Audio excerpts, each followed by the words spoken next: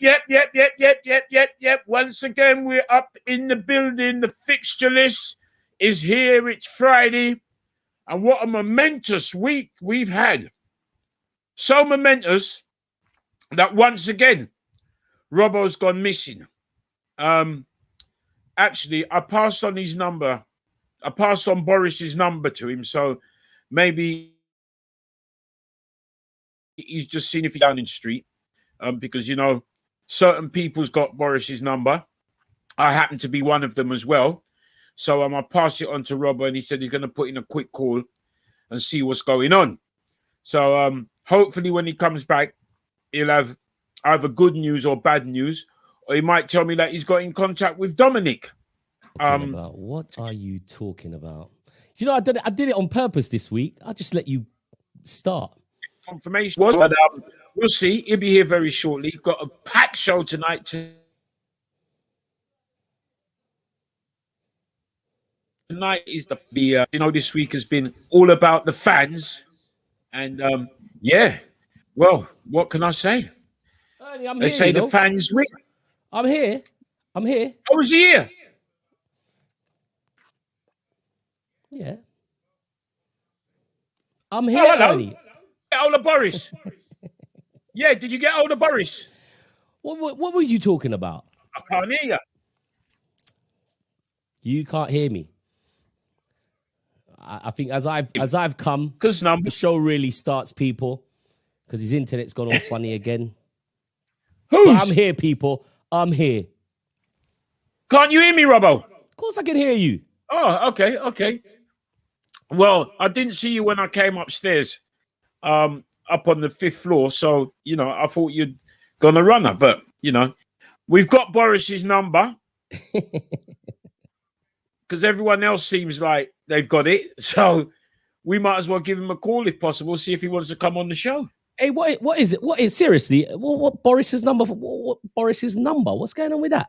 Well, what's his name? Dyson, innit? He's got his number. He called him up. Oh, what's wrong with you, Robert? Oh, you're talking politics.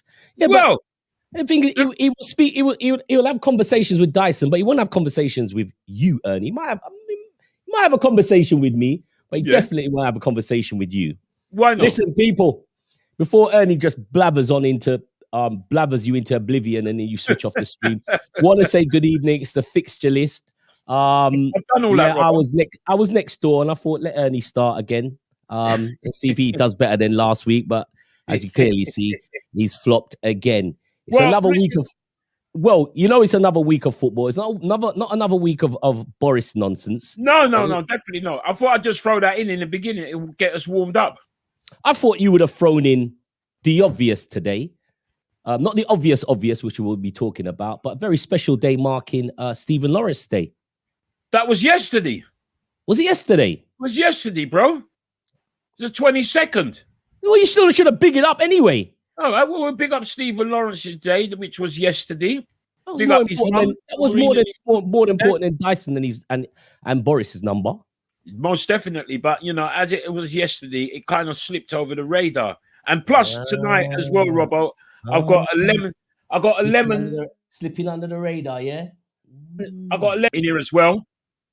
Yeah, I got a lemon fairy cake, and I've got a nice glass of bubbly here as well. So I'm made up.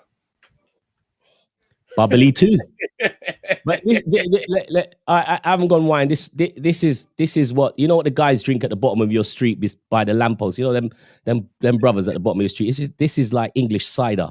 Oh, I'm not sure if it's called Jürgen Kloppenberg or is it Klopp? Someone will correct me on the screen. It's Kloppenberg. Is it Klopp? What was it? I only went for it because it was like £2 for £5. I thought it was a Jurgen Klopp special. I said, I'll support that. I'll support the big guy. I'll buy one of them Klopp something there. Yeah, well, you know, the way that your chairman came out with his apology, you know what I mean? That might just be the end of Anfield.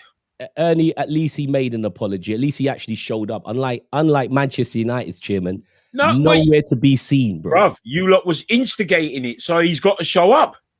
He's got to show up because he was in there. It wasn't instigated. No. It was six owners. I don't know who was first to pull the trigger, but they were all talking about it. And come on, Ernie, these guys have been talking about this for months, mate. They're losing billions, and as you can clearly see on the table of the clubs that's lost the most money, Manchester United are probably the third highest, my brother. So I'd say it was instigated by your chairman and Kroenke. Yep, Stan Kroenke. The Arsenal fans went crazy this afternoon, or is it this evening? Is it still going on? Are they still outside of Oh, geez. Oh, geez. Is that social? Is that the new social distancing? No. There is not. As you can clearly see, let's go back to that picture, that image. As you can clearly see, no social distance. Oh, there's Robbie. There's Crucial Robbie right there, just beside the letter A. As you can clearly see, no social distancing going on down at Arsenal Stadium. They want Kroenke out. And what about the storming of Carrington? Yeah, I wasn't expecting you here today because I know the feelings are deep with you. I thought, boy, I hope they don't catch my mate Ernie, because when everybody's dusting over the wall, you're the slowest one. So I'll say, what's gonna happen? Ernie's gonna try to get over the wall at Carrington, see if he can go and thump up Michael Carrick. And when Ernie try to get over the wall, Ernie slip, like the women in movies. My ankle. I said, come on, Ernie, over the wall. So you didn't actually go down to Carrington to make your feelings heard. No, most definitely, Robbo, because whatever happens, right, and I know you're like me as well, all said and done, we're going to support our team. No matter what happens, yes. We're supporting our team. So there's no need for me to go to Carrington, right? All I want to know is that my team is playing. Most definitely. And that'll do.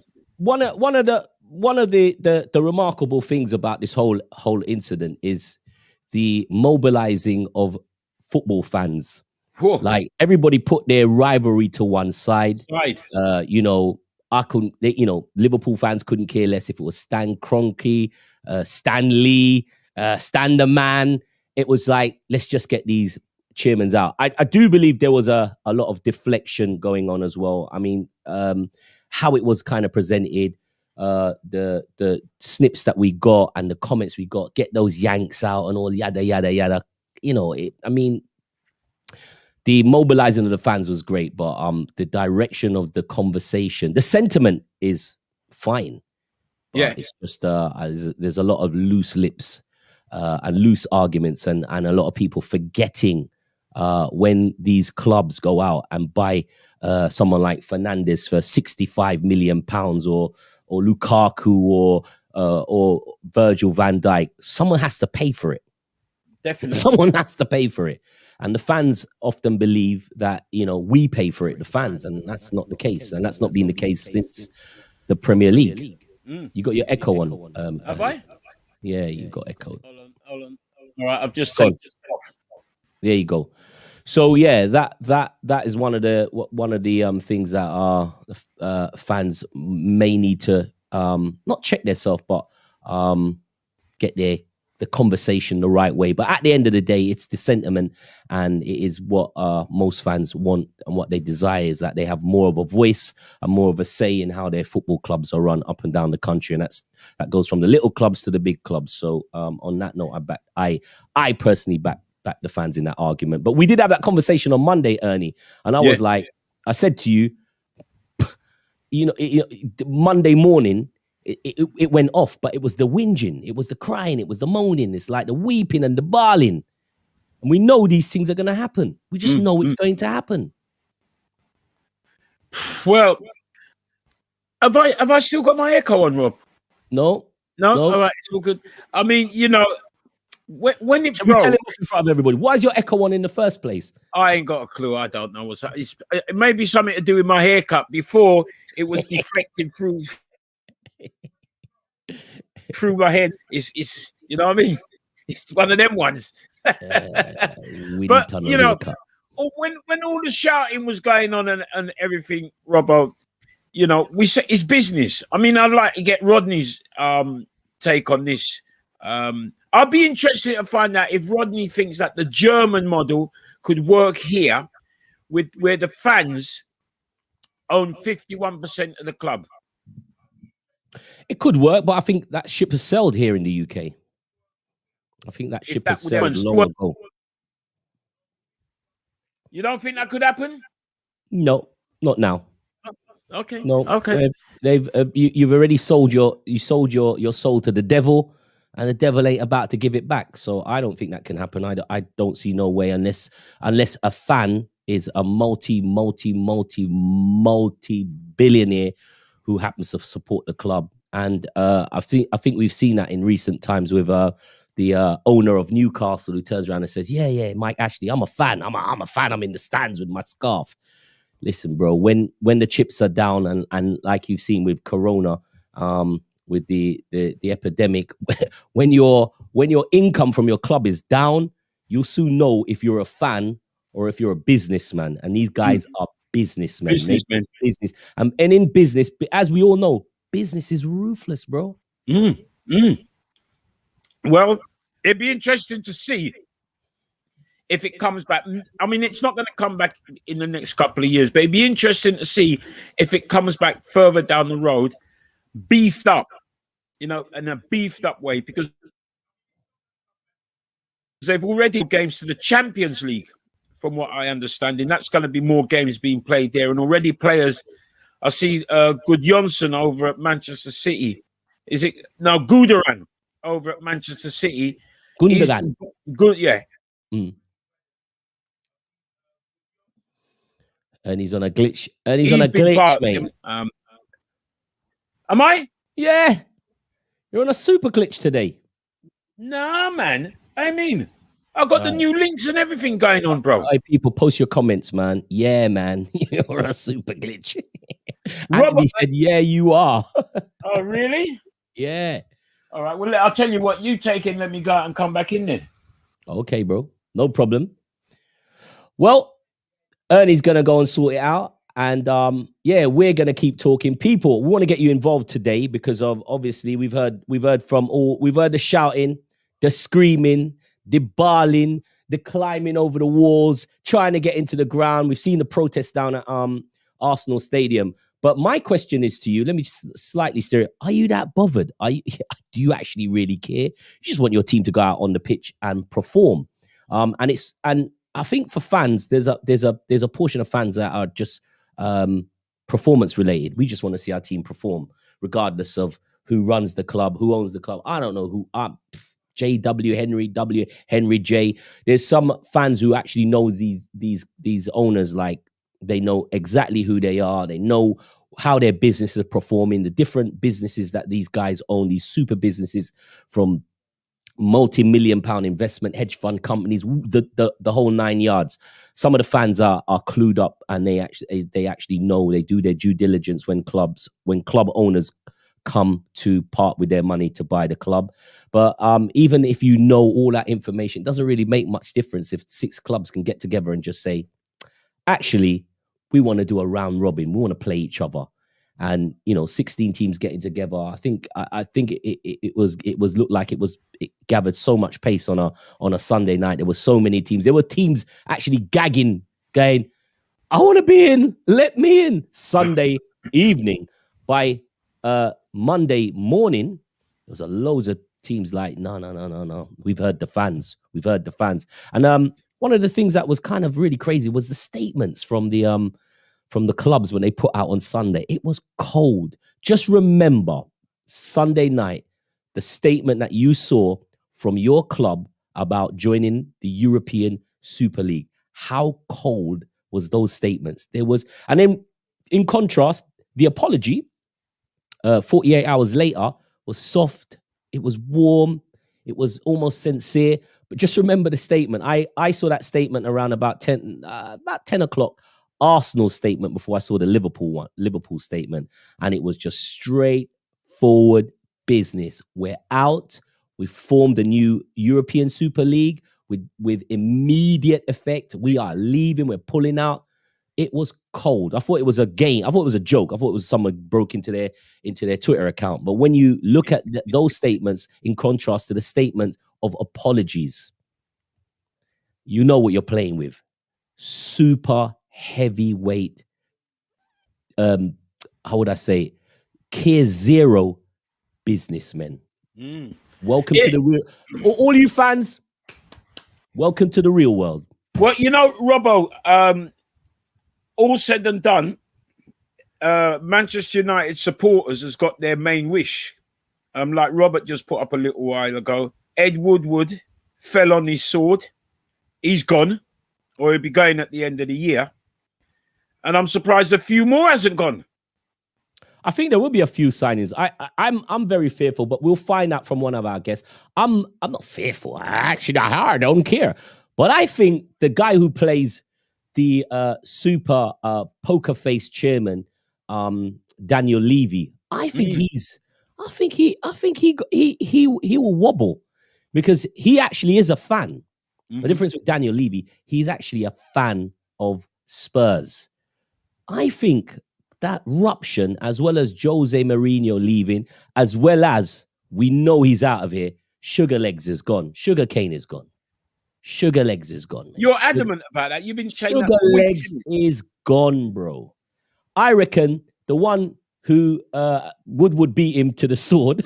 Woodward took it in his ribs nice and early, but I reckon Daniel Levy could just say, you know what, lads, enough's enough. And that may happen after, dare I say, they lose the Carabao Cup. Yes, yeah, it could. Well, mind you, it's not this guy in the Bahamas, who's the big money man behind Spurs. Joe Lewis. Yeah, Joe Lewis. Your internet's gone to the Bahamas. Oi, Ernie, your internet's gone to the Bahamas, son. Bruv, I don't know what it is, because I've got full power. I'm showing full power here, bro. We ain't got full power over here, son. Well, I don't know. Maybe over here. I think we're gonna have to power you down, son. No, I think that it's the back room. I think it's some sabotage business going on in the back room with the Arsenal boys. Them some sabotage business going on. Well, listen. Before we kick on with the show, we are gonna press on. I ain't got my cool ruler track, so I don't think it's a day for joking around right now. Okay, all right. So no cool ruler track then. All right. Yeah, okay. the cool. Anyway, I noticed when we post up the cool ruler track, we get these big warnings from YouTube, like, you just played Gregory Isaacs' Night Nurse.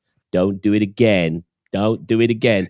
So today, without no further ado, he is the voice of reason, and he is the chief sports writer from the Voice newspaper. Yes, I said it, the voice of reasoning. He is cool like cucumber. He is the cool ruler. He are not Gregory. It is Rodney Hines. Evening, gents. How we doing? We Evening, good? Rodney. Sorry about the Gregory tonight.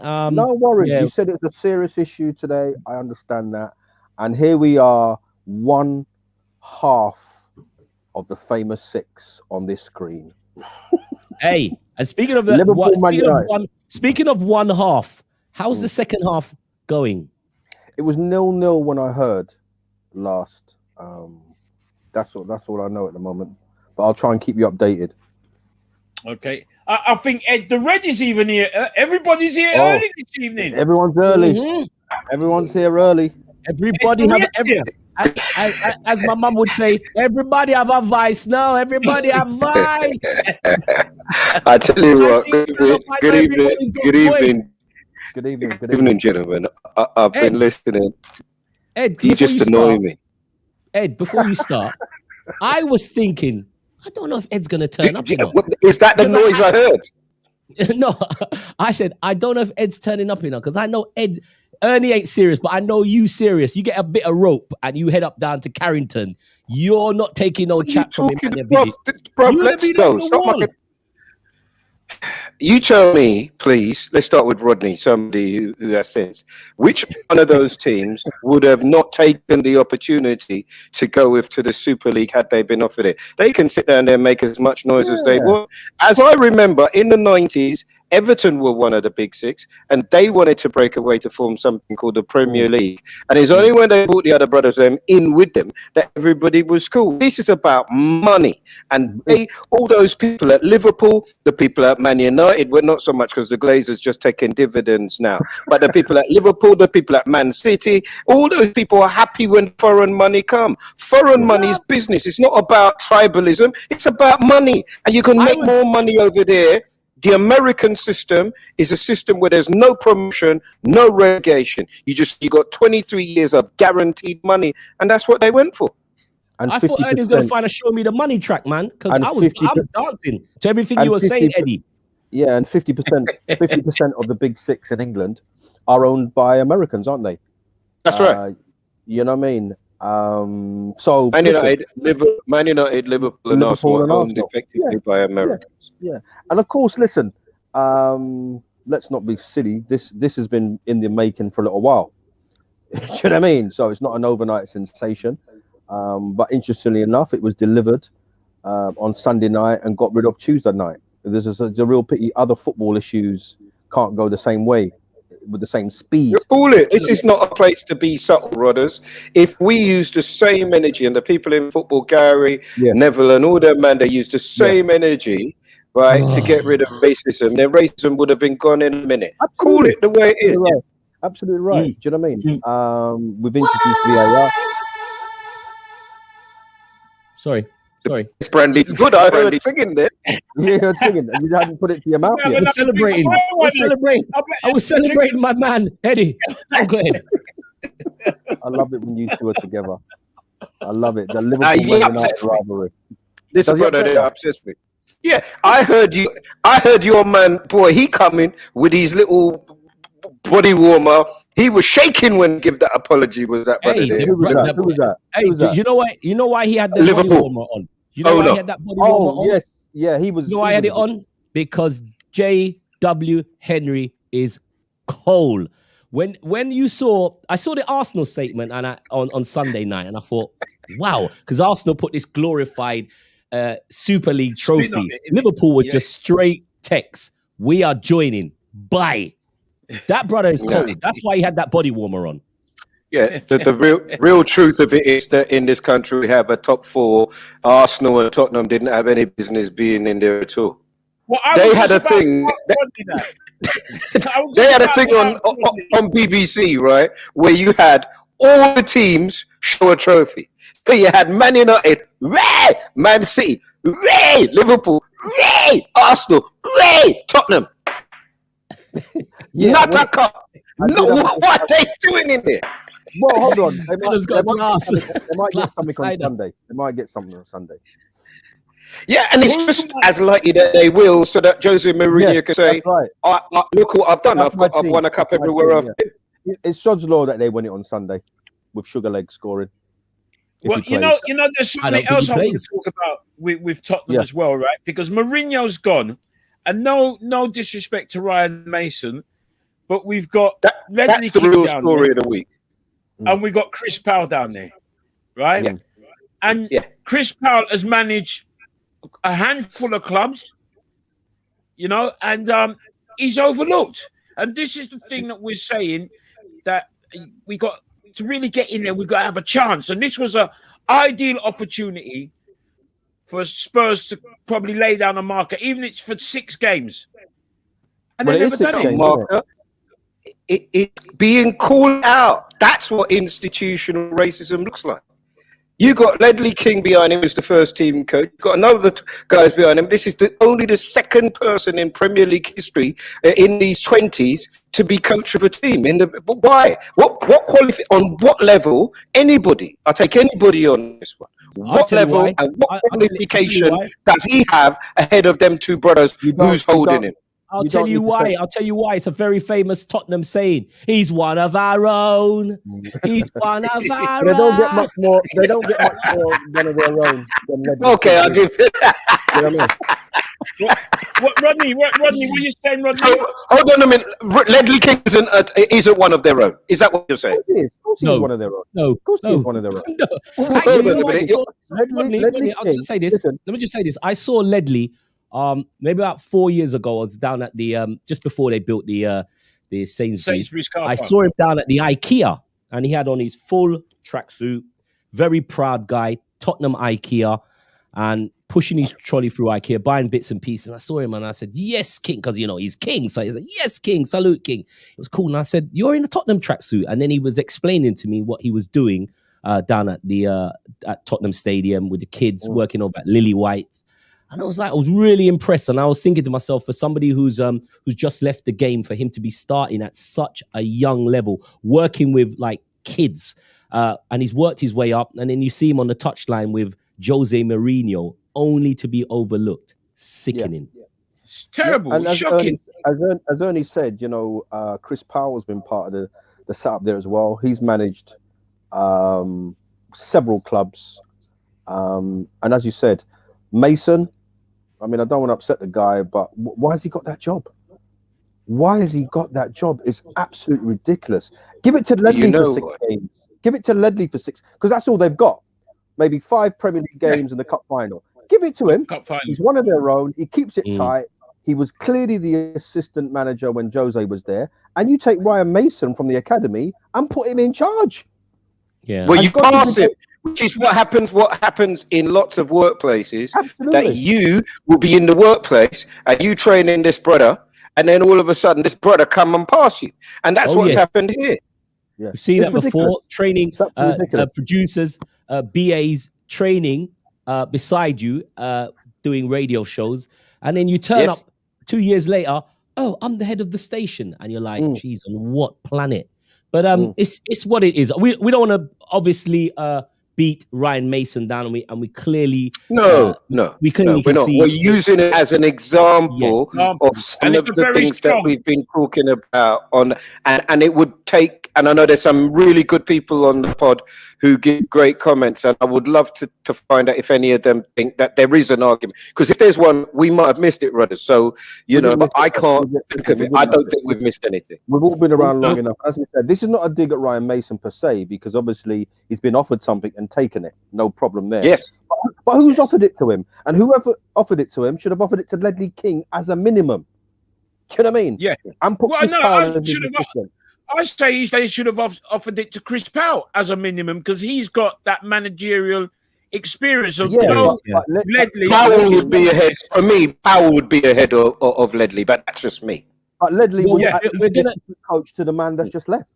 Yeah, we'll hear from a Tottenham supporter and a very, very strong voice.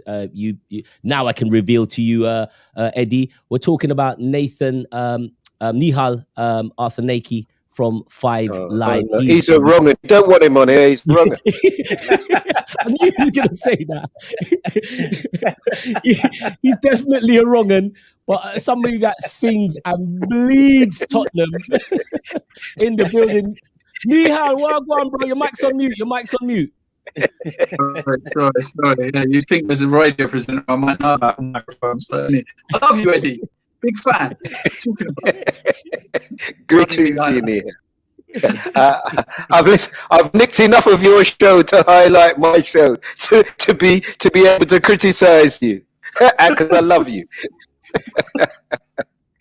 So, Nihal, can you explain to us first, how was Tottenham considered to be in the Big Six, and then this scenario with Mourinho leaving and Ryan Mason getting the job? So you basically started with the football equivalent question of how do we sort out the Middle East?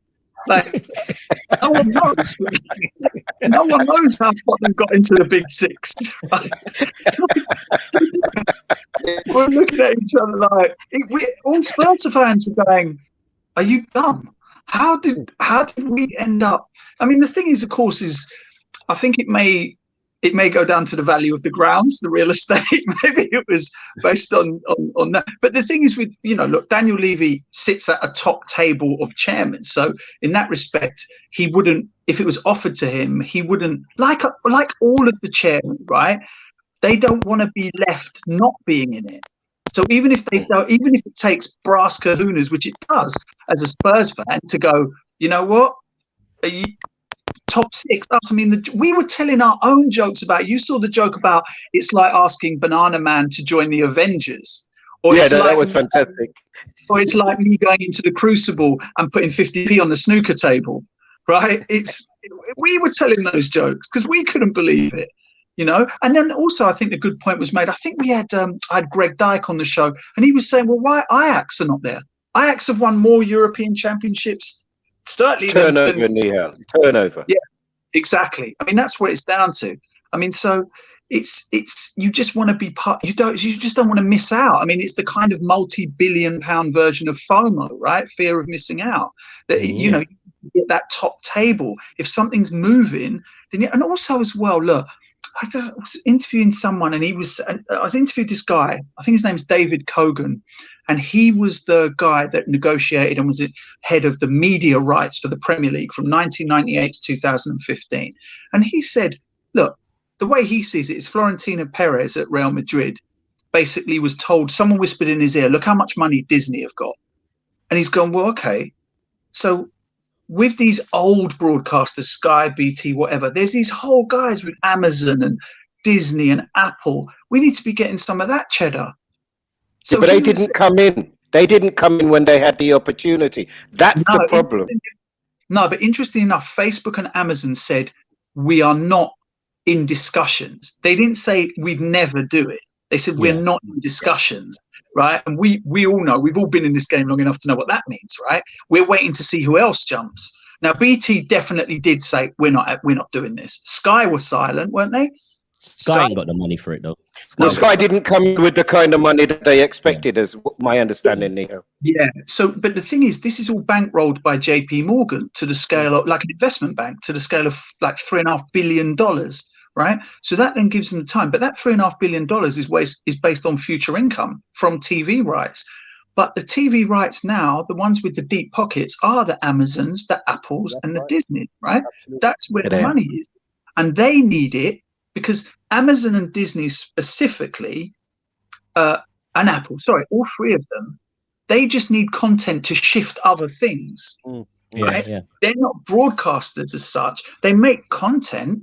But what they're trying to do is Apple are trying to sell, you know, hardware, right? That's what they're trying to sell. And Amazon are trying to get people to look up to Amazon and spend all day buying stuff from the internet. They want to be in your shopping trolley. That's Amazon.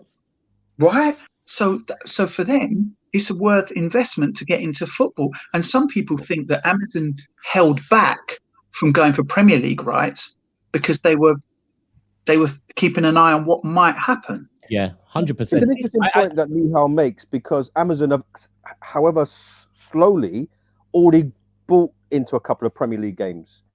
They're getting the games that don't actually matter. Do you know what I mean? Yeah. So it's a case of they've just put their little footprint in.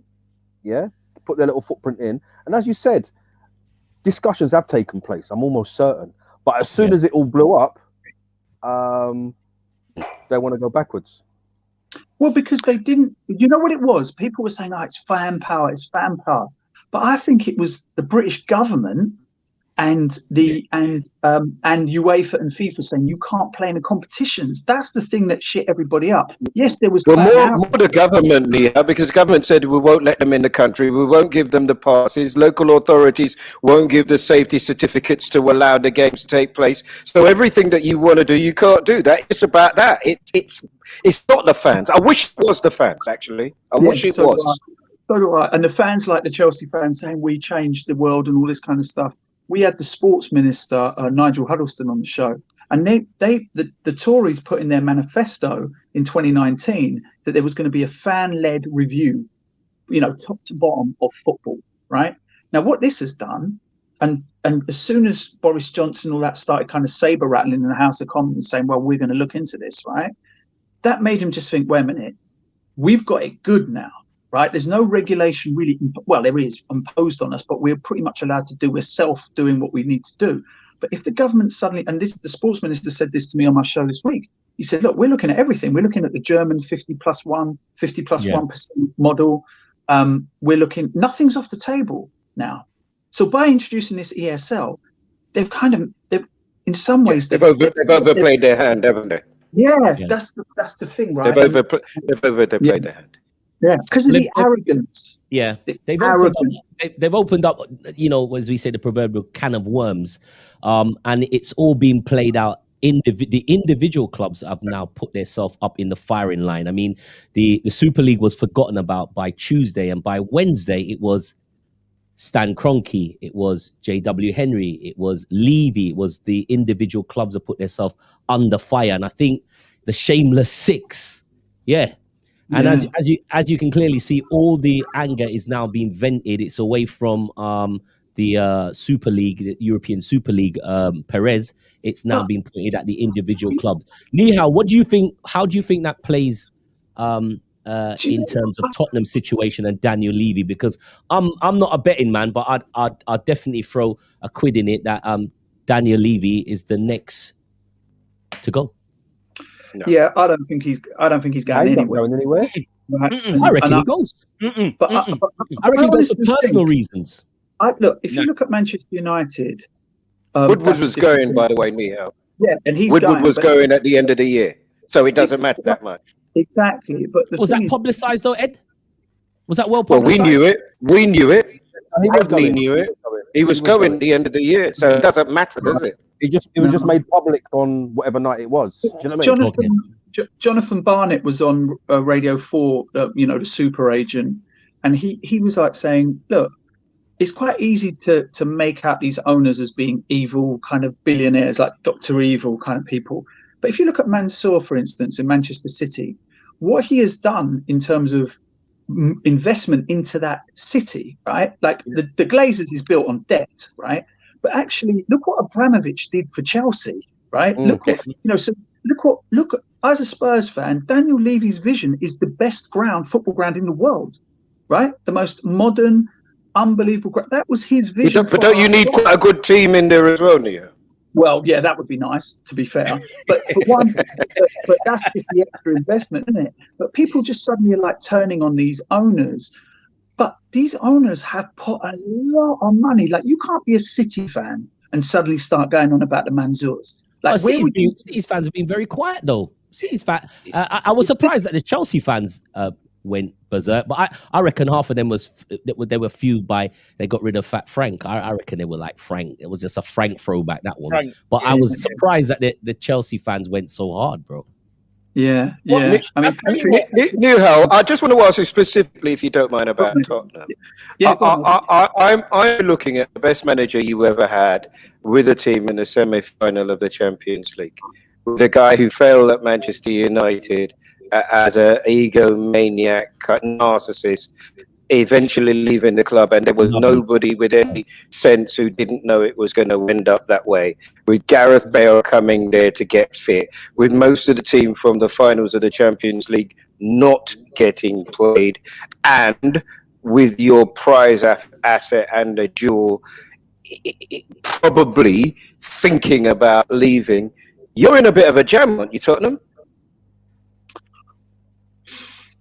Do you know what? Let's see what the bounce back is. There's always a bounce back, right? I mean, when Mourinho left and Ole took over at Manchester United, he won 10 games on the trot, didn't he? Off the bounce of that. Our first half was Mourinho the other night, and the second half looked a little bit more like how Pochettino used to manage us. So, let's see what happens. So if the Carabao Cup thing happens on Sunday, right? It's a big if. But De Bruyne is injured, so that's always good. That's always good. You got Gundogan to deal with. Yeah, that's true. Yeah, and Sterling.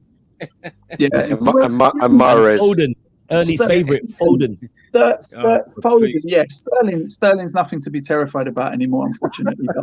But come on, Nyla, come on. Yeah, he's having a bad time. He's not even getting in the team, Ernie. Yeah, when he did get in the team the other night, he was at bang average, wasn't he? I mean, he's lost his confidence by the looks of it. Totally agree with you. Hey, listen, Nihal, I want to continue with the Tottenham debate, but obviously we swiftly gone on to Sunday, and we have in the house also, and I'm wondering if as a Manchester City fan, if he's that bothered, because East Manchester's looking superb nowadays. It's like if you ever had to run through Moss Side back in the day, Moss Side is like Westfield. Moss Side is like going to Westfield. He's in the house. Reggae, dancehall, drum and bass legend. I believe he's still here. Top Cat in the building. Is Top Cat in the house? Top Cat, the original Top Cat of the gang. Yes, Top Cat is in the house. Wagwan, Top Cat. You don't look like you're bothered, man. Your chairman's got money. Doesn't matter to you, does it? Well, to be honest, personally, no. Yeah, it's money count on. I'd follow my team in any case.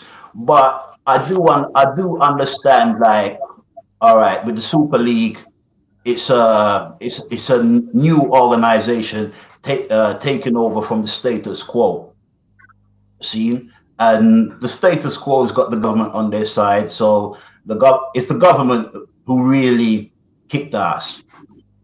Yeah. So tell me something, Kat. Did you see any of the boys jumping over the fence at Carrington? I thought Eddie and Ernie would be over there, but they're little cowards. But did you saw all the fuss going on over there? Was that any of that fuss going on outside the Etihad or at the training ground? Were there Manchester? Not that I know of, but the main people on social media, like they let it be known that they did not approve of it. And it was done straight after you got the apology from Sheikh Mansour. You guys have just forgot about it. It's all forgotten now, right? Be honest, man. I'll be honest with you. I didn't really give a shit. That's the kind of chat. That's the kind of talk I want on here. Well done. Absolutely right. I really did not give a shit. Because at the end of the day, yeah, your wafer is corrupt. Your wafer their way how they deal with things, yeah, and the Premier League was brought into existence in practically the same way in any case. So it's just a case of we're not gonna disrupt the status quo that is there already. Can I ask you something on that same note? I'm big and serious. I mean, I joke about Moss Side looking like Westfields, but there's a lot of talk whenever Man City's name's called up in this conversation. It's like, well, look what they've done. They've transformed the whole of East Manchester. Now, I remember meeting you on the Googe Estate, DJing in nightclub. That place was fierce. Is that really the case? Is there a transformation in East Manchester? Does it look like somewhere like you can't recognize? Because I know that pub is still on the corner. That Moss Side. It looks like Dubai. It looks like is that Dubai. True? Is it? How's it look? The Western. We moved out of Moss Side. Yeah, developers have come in like where you going to cheat a meal? Huh? You going to cheat a meal from Moss Side? No. No. See, we've got Eastlands. Yeah, so we're over east. Yeah, so but over east where it was a dump before.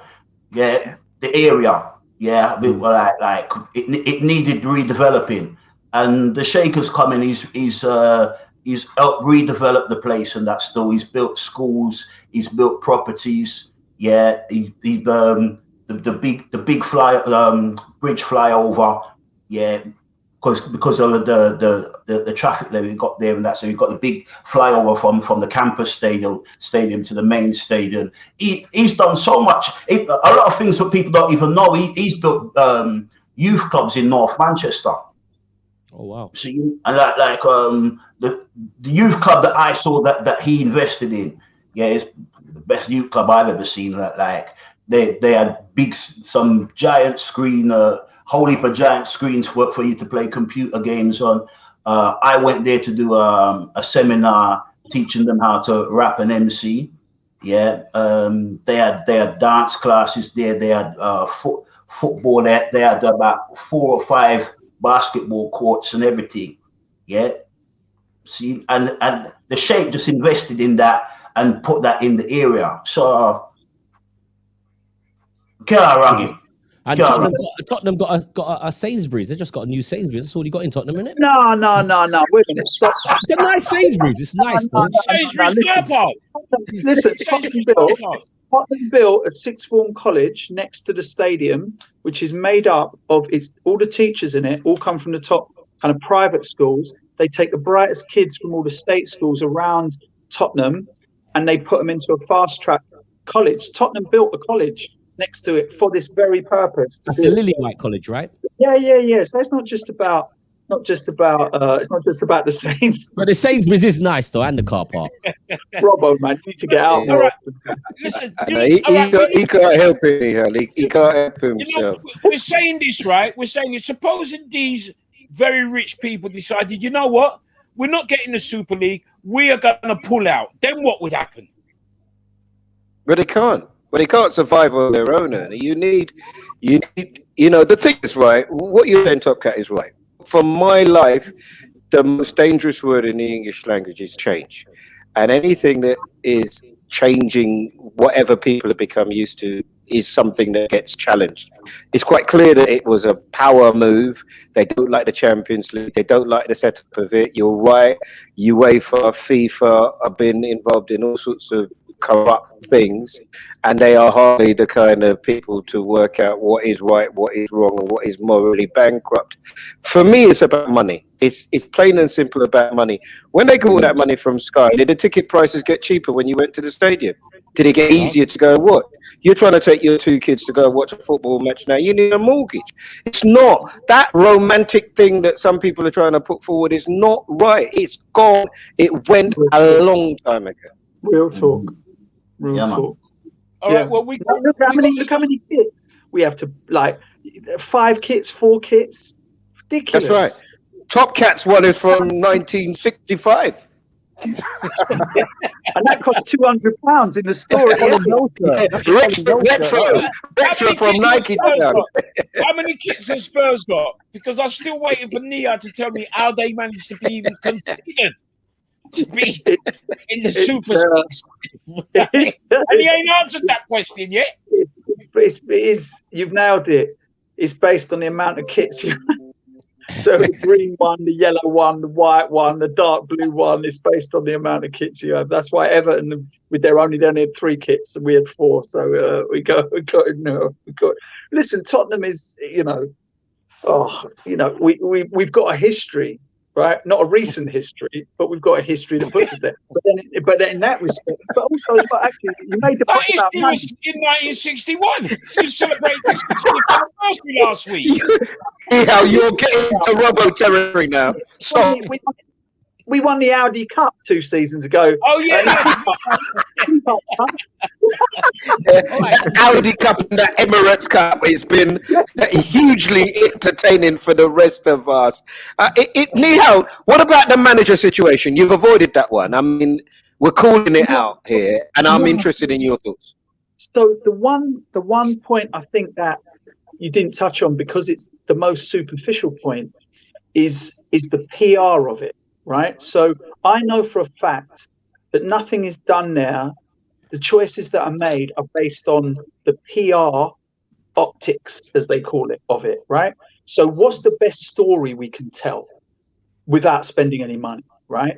And Ledley's a great story for us as Spurs fans, but for the wider press, a 29-year-old young guy, Ryan Mason knows, that's the wider story. So for them, it's like, okay, he's a safe enough pair of hands. And also as well, we don't know if Ledley wanted it or not, right? That's another thing that we don't know. We don't know if he was asked and said, you know what? He probably wanted that, Nihal. Come on. No, and Chris Powell would have wanted that. Come on. 2 hands, Nihal. 2 hands.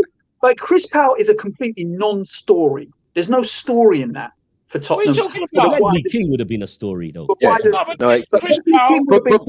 Nihal, isn't that the problem? That in seeking the story, you take away its style over substance. So actually, the best person to do the job, get yourself a trophy. Get yourself a trophy, right? And then you're in the game. You can win an argument with an Arsenal supporter. The only thing you can say to an Arsenal supporter now is, now we finish above you in the Premier League. But Arsenal will always be able to say, when did you last win something? Yeah. I mean, and that's true. And then, but I think the timing, you know, for people saying that, God, why did you sack him before a cup final? Actually, it makes total sense to sack Jose Mourinho so close to a cup final because you get the bounce. But also as well, if he wins the cup final, you're stuck with him for longer. Yeah. And you don't want to be stuck with That's him. how we feel about Ollie. Serious.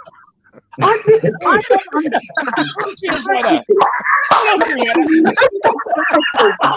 don't understand. You're second in the Premier League. Like, why do you hate this guy so much? I don't hate him. I just don't think. I think when you look at, are you? Well, I'm glad. Like I said to my wife, I'm glad that I can still surprise you, Ernie. I gotta say, here we are in a position where semi-final, quarter-final, when we get to that moment, we get Spursy. That's why you like him, because you understand what happens to our team when he manages us, because you're a Spurs fan.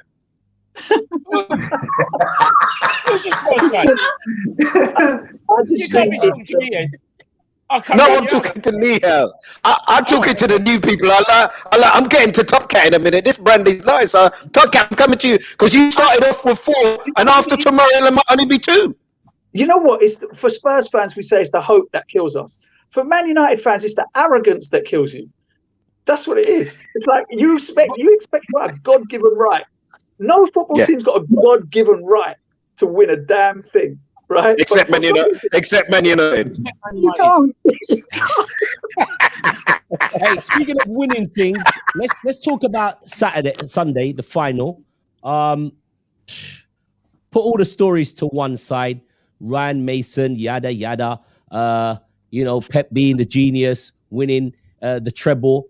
Let's just take it down to the game. Let's strip it back right down to the game. There's a big chance of Tottenham winning the game for Pep's confusion that normally happens at the eve of a semi-final or a final. He just does this confusing things like, well, I fancy playing my goalkeeper as number 9 or my left back at right back and all of that. And then there's Tottenham with the situation. Let's put the temporary manager to one side. Tottenham with a fit Harry Kane and a Son could blow any team out of the water, even Manchester City. What is the chances of Tottenham winning this trophy, Nihal, and the chances, Top Cat, of Manchester City dominance and winning the trophy on Sunday? What do you reckon? Let's go with Top Cat first. Well, it's our regular cup. Win it all the time. So I'm kind of expecting us to win it again. Like, it's a regular thing. Tick the box with what we've done that one. So I mean, that your confidence is based on the fact that you guys have done it. It's proven. We win it every season. Like, I fully cop that. Let me translate it for Nihal. I feel we cup that means I feel we ting. Ours. They're not winning. I think Nihal knows what it means. You know, this is the equivalent. This is the footballing equivalent of when Trump was saying that the election's going to be stolen. So when we win on Sunday, Top Cat will be like, "But it was our cup. Like, we always win it. It's time. Like, you could have it." It was like, "Yeah, you get." He's getting his Arsenal in the FA. Yeah. If we let it have it, understand? If we let it have it, we're letting it have it because you need a team. We don't need it. In the last 5 years, we win it about 4 times now. Hey, but Cat, when you're set and when you're speaking to Nihal, when you tell Nihal without breaking it down in patois, I feel with things. That means don't give it. You feel with things mean I know yours. Nihal, that means it's not yours. Yeah, we might let you. You can't say that. If we're generous, we might lend you the cup and say you need that thing. So I'll take that one here because you're lending them. You'll be lending them a cup then. Yeah. It is the least of all of the trophies. Isn't Well, it? to Man United, bro. Important cup. But if Tottenham win it, it's a trophy. Yes. Yeah. I accept Right, that. having waited so long. Yeah. I accept that. I've got a feeling for Tottenham to win it because I think in a mad season it's going to be sod's law. Harry Kane certainly won't be fit if he plays. That's as much because he will not be fit. And it's a 90-minute game. I mean, I saw, was it Chelsea in the semi-final give Man City a little bit of a going over. But if the likes of Foden turn up and do what they need to do, and Gundogan that was previously mentioned, yes. But Tottenham, it's a one-off game. They have goal scorers, maybe a bit leaky in defence, and they'll have to run about for a long, long time for those 90 minutes. But come on, in a crazy season, you couldn't rule out Tottenham sneaking that 2-1. Also, as well, to go from a quadruple to a double to the Premier League in 2 weeks would be great fun. It would be fantastic. Brilliant. Hold on. You Who's say going to that. be the match winner? The one thing that Man City want to win is the Champions League. Yeah, After everything you've said this season. That's what the money was there to do. So it's not a bad season if you win the Premier League and take the Champions League, which is your top priority at the start of each season. That's the one, right? Yeah. So from quadruple to maybe 2 trophies, but it's the 2 that you really want. Not bad. Not bad. Yeah. You get the feeling that PSG's name's on that trophy this year, though, don't you? I don't know, but isn't that a great semi-final in terms of the 2 cash cows of Europe?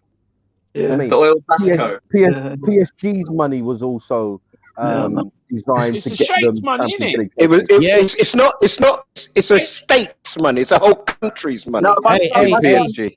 You know what that's like sunflower oil versus vegetable oil. It's a big cash in the supermarket. Yeah.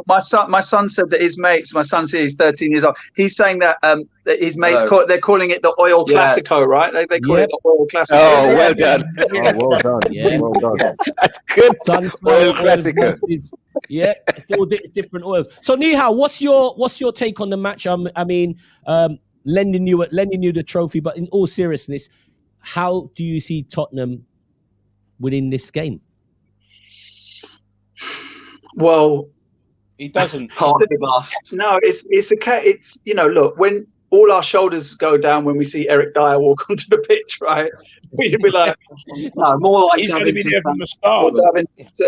Eric Dyer, Davinson Sanchez. We're like, oh God, no. But look, we saw the other night moments of brilliance from Gareth Bale, right?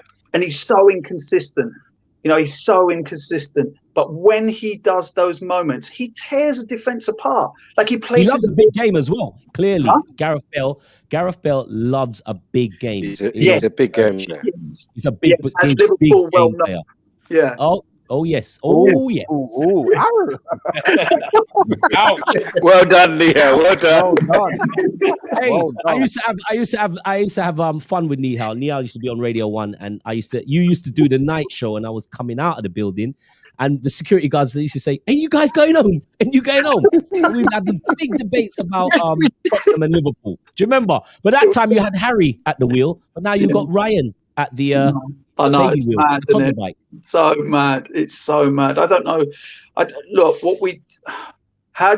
it possible, Top Cat, you can tell me this. Is it possible to silence, to have Phil Foden in your pocket? Or is it the case that when Phil Foden's not playing, it's not because he's not in someone's defensive pocket, it's because he's just not playing very well?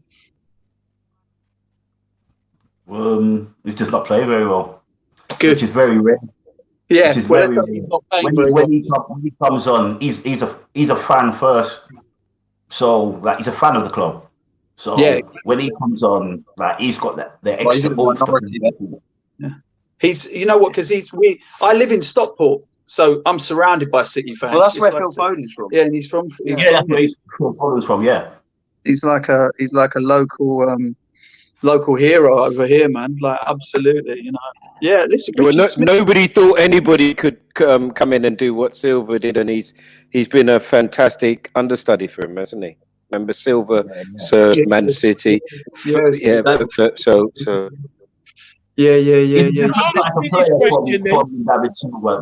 he he's combined different things from different players. So he plays a bit like David Silva. He's got a bit of a Yaya Toure kind of style too as well.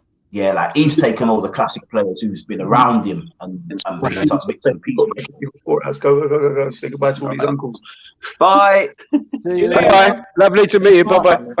I see him a bit Cat's doing an Andy Cole. Cat's frozen like he's done it. Nah, he's gone. So tell me something now, because you know, Nihal, the rest of the guys on here will tell you, Foden ahead of Sterling. Ernie. Oh, Ernie. I'm leaving now. I'm leaving. All right, well, go then. Later. Lock off the screen. I'm gonna knock off I'm gone. I'm doing a cat. Can you see the children? The children are here, Nihal. Can you see? I can see it, Eddie. Right. So, well, answer the question then. What do you mean? Foden? What are you upset that Foden is ahead of Sterling? Yeah. Bro, like, can you? Sterling ain't done nothing wrong. All of a sudden, he's not playing, and I'm not a City performing, fan. Ernie. He's not performing. How many? Foden, listen. What? Foden. I must be watching a different player then. Hold on, you are watching. You've got a different TV. Let me. You're watching a different channel. Phil Foden is a game changer for Man City right now. 100%. He affects games when he comes on, and he affects games when he starts. All right, and significantly, it was Sterling is not playing well. Let's just put our hands up to that. When he gets chances, he's rushing it. The Sterling that was so valuable to Man City a couple of seasons ago, it's just not happening right now. Ernie, what is it that you don't see? What is it that you don't see? What he doesn't see, what he's definitely got, he's got a challenge with the fact that Sterling would appear to be being sidelined for Foden. But that's how it goes at Man City. That's how it goes. Aguero was sidelined. People have had to sit down at Man City. You got to hold a seat sometimes, Ernie. You have to hold a seat at Man City. That's the way it is. Yeah, that's how Chelsea used to be. Literally two first teams, and Mahrez couldn't get a game for a whole season, more or less. He's a guy come from Leicester as one of the game of the season. Now he's playing. Robbo, didn't Benitez do that at Liverpool? Right, 100%. He used to do that. You weren't performing. Seat. You're holding a chair, bro. And he done it to Gerrard. He put Lucas Leiva in centre mid when Gerrard was having Gerrard was one of the seasons Gerrard wasn't having his best season, and he changed. Was that when he fell over, Robbo? Was that season he fell over? No, because Brendan Rodgers was the manager. Wake up, Ernie. Wake up, bro. Wake up. And the thing is about what starting on the bench should do for Raheem Sterling or any player of that type is make you better when you come on. You have got to affect games. You've got to impress the manager. Yeah. And there was many times when Foden was getting pulled off a season and a half ago, or he wasn't starting games, and people were saying, God, why is he not getting his chance? He has grabbed that opportunity big time. You're right. We were applauding Sancho, weren't we, for getting out of Dodge? And here we are now. And he put the patience and the work in, and it's paying dividend. I wonder what you boys think about this. Someone said to me this the other day that the way Pep Guardiola plays or likes his players to play football suits Foden more than it does the way Sterling plays, where Sterling likes to attack players, he likes to tackle them, he likes to go around them, and Guardiola likes to pass, like it's bang, bang, bang, bang, bang, bang, bang, right? To get something, and Sterling's game is just not really there. It's difficult to analyse it like that. I don't think we should write Raheem Sterling off, because when there was a player that not too long ago we said, wow, isn't that a real testimony to the way that Pep coaches players and develops them, right? So let's not get that twisted. But any compared player, to Liverpool, absolutely, he's going through a bad spell of form. I think the confidence is shot. He's seen. I mean, people are even talking about whether Sterling's England place is up for grabs. And whether nonsense. And Foden, that is nonsense. Well, Rashford's going, isn't he? Rashford's going. Agreed for England. Yes, Sterling's going. Harry Kane's going. Sterling's going as he's got his, but as what Thing said last week, he's got his Louis Vuitton bags. He's gone. Don't worry about that. He'll be gone. No, I don't know. You got players. I don't say you can say that. He's got enough credit, Eddie. He's got enough credit in the bank for England. Raheem Sterling. If Mason Greenwood scores another 5 or 6 goals, he puts pressure on Would that make a squad. difference. Raheem Sterling is All right, going well, let's to hear the Top Euros. Cat. Let's hear Cat's version, because Cat is a Man City supporter, right? Cat, give us your opinion now, because I spoke to you earlier on and you was for Foden. But yeah. I can't understand why Sterling can't get in that team. Because he's not performing when he gets in there. Ernie. What say you, Cat? At the moment, if you're going on current form, yeah, Mahrez and Foden are ahead of Sterling at the moment. But Pep loves Sterling in any case, so he's going to still give him his opportunity. It's just a case of he has to take it when he gets it. Do you think that the style has been affected? I mean, you got to remember, this is I'm not saying it's comparing him to Mane, but Sterling has been flat out for 2.5, nearly 3 seasons. It's easily been the best. Him and Mane has easily been the best wingers or forward players in the league for about 3 seasons. There's a dip. There's definitely a dip. But do you think that's in relationship to Sterling style, moving really quickly, getting to the byline, Aguero waiting there and a tap in? There is no Aguero. Do you think that's affected the slight change in City's attacking play? Do you think that might be in relationship to not having that lethal finisher, that number 9 in the box, and Sterling can't find him because Sterling used to hit the byline and it was always a tap in for Aguero? Do you think that's helped? Do you think that's affected Sterling's performance, Cap? Yes and no. I mean, it's the players who were around him, like a few seasons ago when we had Sane and Sterling together. They're both fast. So when you have the two of them on the break and you have Kevin De Bruyne laying the ball through, man, that was horrible team. It was a joy to watch. That was horror. That was horror. Yeah, that was a horror, Man City.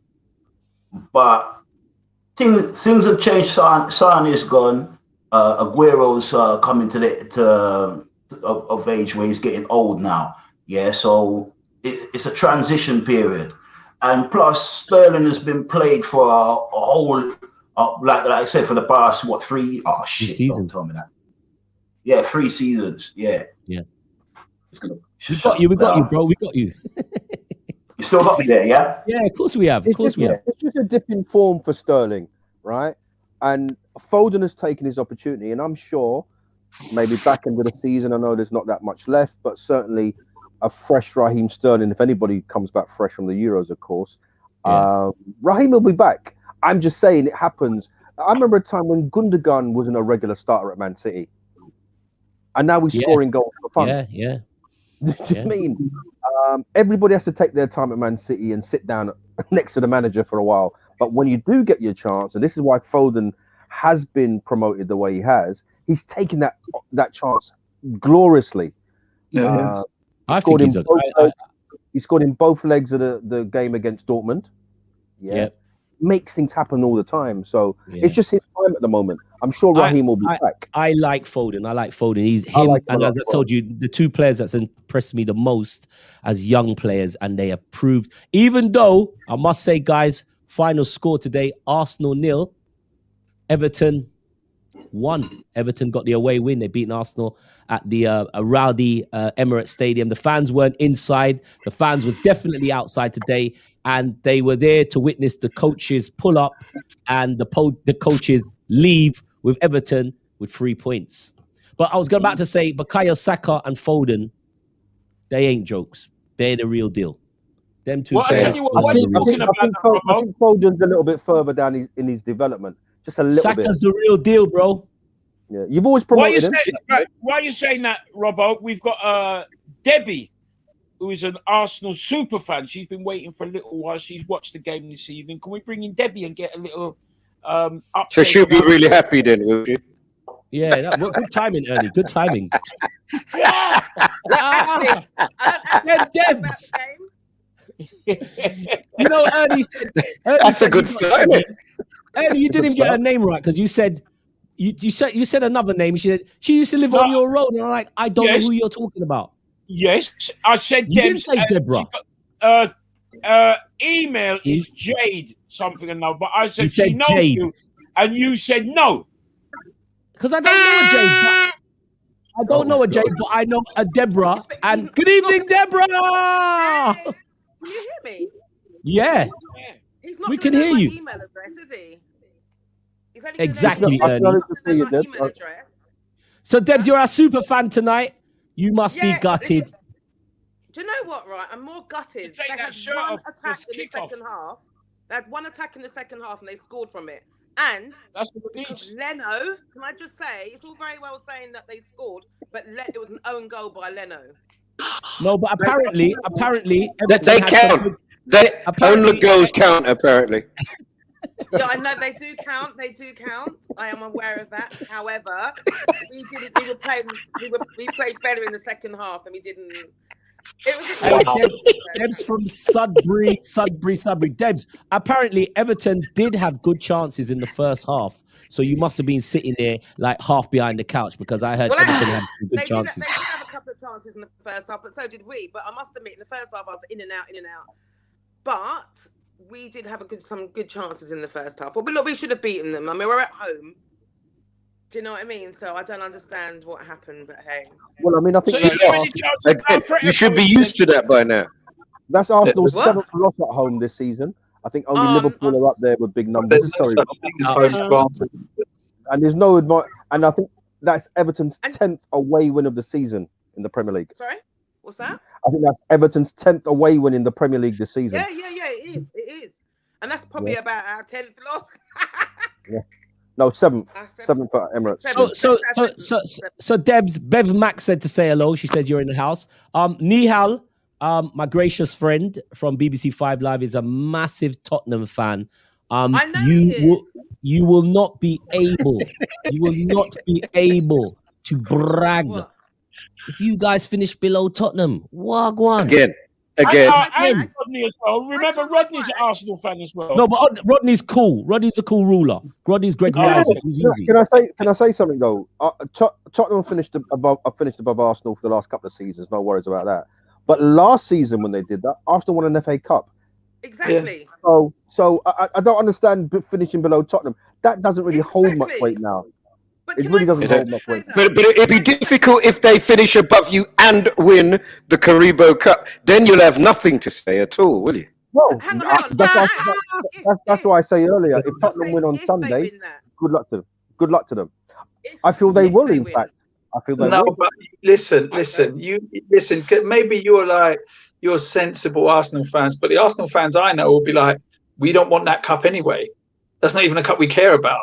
And then they'll start saying, yeah, but how many FA Cups have we won? What I would say to that, Nihal, is that both Tottenham and Arsenal, right, based on where they are in terms of their squads and the quality, right, winning anything is a good thing right now. Let's not get it twisted. And the thing about both Tottenham and Arsenal, not winning the Premier League, not winning the Champions League. And I think that's where, over the years, Arsenal have taken just a little bit of glory winning these FA Cups, because that's all they're capable of doing right now. Still winning. So still winning what? You got knocked out of the FA Cup, Gibbs. Yeah, but we're still in Europe. We're still in Europe. Tottenham not in. Man United haven't won a trophy since 2017 under Ollie, you know. Yeah, but we're a big club. We can afford to do that. Hey, hang on. We're a big club. Yeah, you're the only team left in the European Super League, ain't you? No, Edward's gone. Have you got screens at your ground yet? Or are you still watching it on phone? What? See, this is when it gets good. Oh, I love it. Nihal, our ground is not the new Sainsbury's car park. It's Old Trafford. It's Old Trafford, right? It's not the new Sainsbury's car park. Yeah, but do you know what? I'm not being funny. Your ground's looking a bit. It can do the refurb at the moment. It's looking a bit shabby. Oh, it's shabby. Old Trafford looks really shabby. No, it doesn't. Hold on. Before we go too far, right? Cat, you're laughing. Yours was the Commonwealth Games, which they just inherited and fixed up a little bit. You guys there have got it, the Emirates when you try to sell the old library, the library to people selling off little plots of green thing. And Nihal, you just better pray that you avoid relegation for the next few years and stay in that pretty little stadium that you have just built. You know what? Like the sound has gone crazy. Is it gone crazy? You know why? You know why? Because Ed's talking rubbish. That's what usually happens. Rubbish, and that's what happens. But Debs, let's go back to our super fan Debs quickly. Debs, how long have you been an Arsenal supporter? Because I don't remember you in my time when I was running up and down Sudbury in my little shorts. You in an Arsenal shirt.